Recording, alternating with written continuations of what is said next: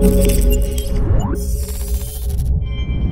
what's going on guys, Arekkz here and welcome back to another Destiny video. The holidays officially kick off in Destiny tomorrow with the beginning of the Dawning event, and in preparation for that, Bungie just dropped a brand new trailer to give us yet another glimpse into what the next 3 weeks have in store for us. Of course, if you guys do want to see that trailer, then you can find a link to the full thing down below, but in this video I thought I'd give you guys a quick recap and explain exactly what the Dawning is and what it has in store for us, with some cheeky extra gameplay that I managed to capture while I was at PSX. So if you guys do enjoy this, then a like would be super appreciated, and also comment down below and let me know what you guys are most looking forward to about the Dawning event.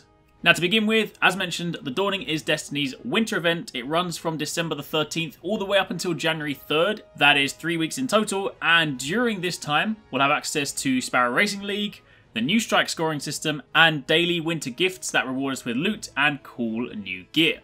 But what's more, when the event comes to a close on January 3rd, Sparrow Racing League will still live on in private matches, so if you guys do want to host your own personal tournaments, then you can.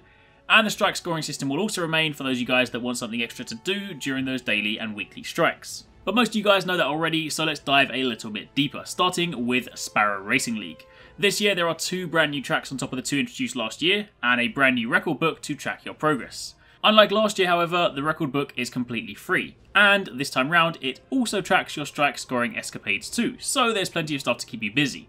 And much like the Rise of Iron record book, you have rewards at various milestones, so it's in your interest to get it filled in. As for your SRL Tracks, your 2 new offerings are the Hakon Precipice, set on Earth around a steep, snowy mountain pass, with some rather tricky turbines at the end designed to throw you off.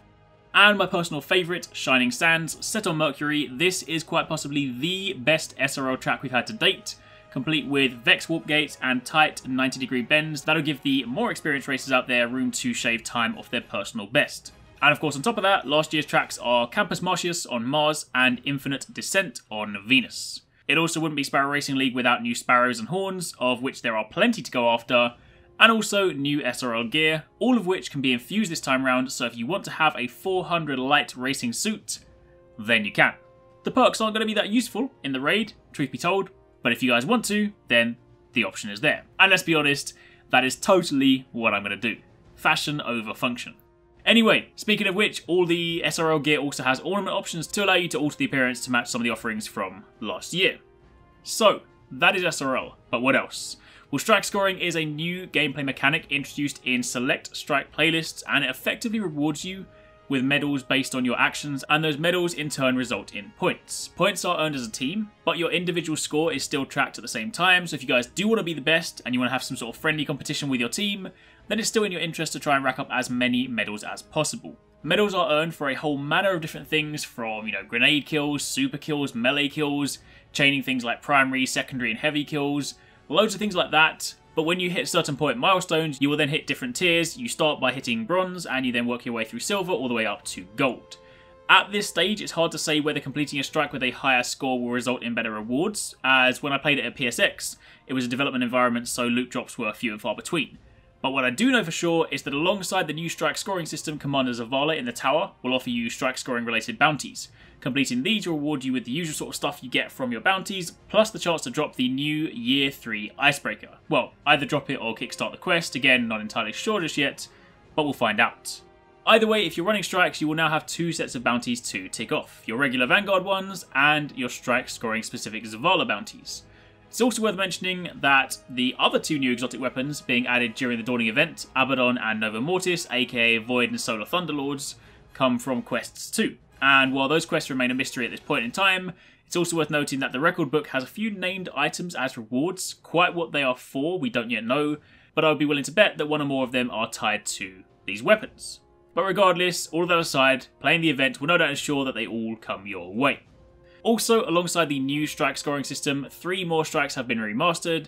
The Shadow Thief strike now has a Siva variant, and during the boss fight, Taniks will enter an invulnerable state, which can only be removed by destroying the Siva power cores located nearby.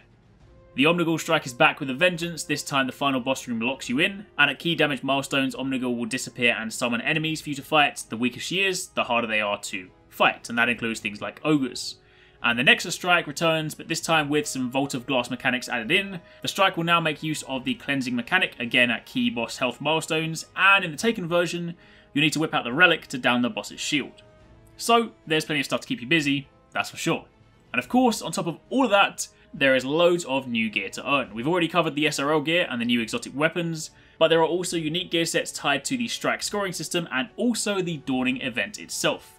Located in the tower on a daily basis are these gifts, completely free, and opening them will reward you with gear, Dawning consumables, exotics, and more.